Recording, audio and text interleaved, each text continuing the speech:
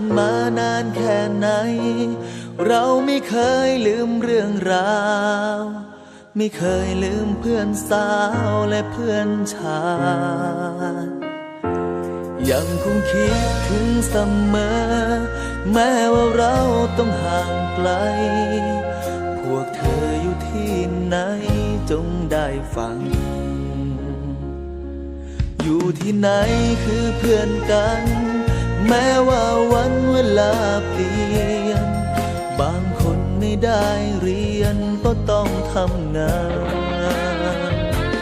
เราก็เป็นอีกหนึ่งคนเคยพลาดพลั้งเรื่องวันวาน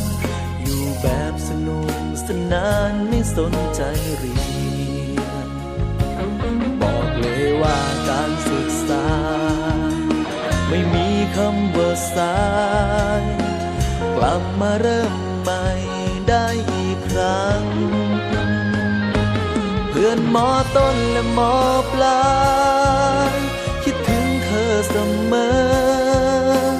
ถึงไม่ได้เจอกันแสนนาน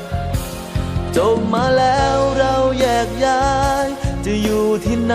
ก็เพื่อนกันยังจดจำทุกวันเพื่อนไม่เคยเก่าไม่ว่าเธอจะอยู่ไหนจงเปิดฟังเพลงฉันแต่งมันอาจจะเป็นแสงนำทางพวกเรากลับมาพบกันอีกครั้งกลับมาลื้อฟื้นเรื่องเก่าเรายังมีเราไม่เคยลืมกัน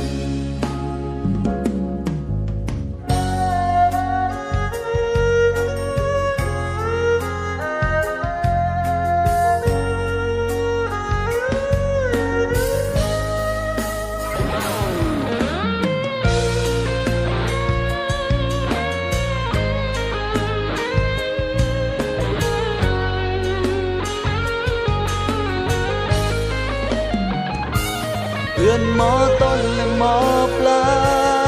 ยคิดถึงเธอเสมอถึงไม่ได้เจอกันแสนนานจบมาแล้วเราแยกย้ายจะอยู่ที่ไหนก็เพื่อนกันยังจดจำทุกวันเพื่อนไม่เคยเก่าไม่ว่าเธอจะอยู่ไหน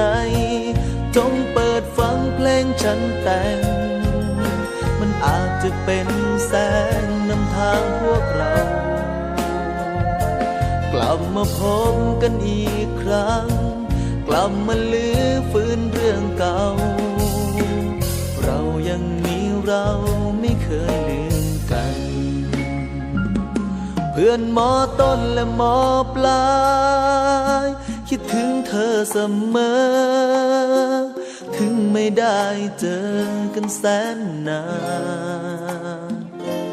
จบมาแล้วเราแยกย้ายจะอยู่ที่ไหนก็เพื่อนกันยังจดจำทุกวันเพื่อนไม่เคยเก่ายังจดจำทุกวันไม่เคยลื